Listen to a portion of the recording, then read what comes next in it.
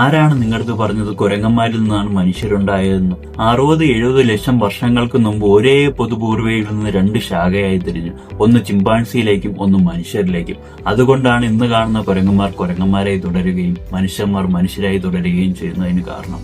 മനുഷ്യരുടെ DNA ആയി താരതമ്യം ചെയ്ത 98% ചിമ്പാൻസികളുടെയും 90% പൂച്ചകളുടെയും 84% പട്ടികളുടെയും 85% എലികളുടെയും ഉള്ളതായി കാണാം.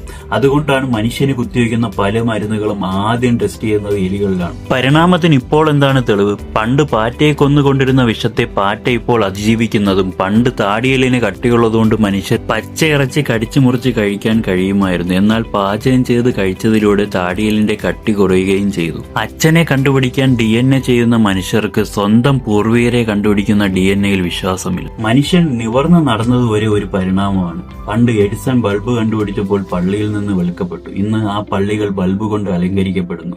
പണ്ട് ഫോട്ടോ എടുക്കുന്നത് ഹറാമായിരുന്നു. ഇന്ന് പാസ്പോർട്ട് ഉണ്ടെങ്കിലേ ഹജ്ജിന് പോകാൻ കഴിയൂ. അപ്പോൾ ഫോട്ടോ എടുക്കുന്നത് ഹലാലായി മാറി. താഴ്ന്ന ജാതിക്കാർ ക്ഷേത്രത്തിൽ കയറിയ പോലെ, അയിത്തം മാറിയതുപോലെ ഇതും ഒരു നാൾ മാറും.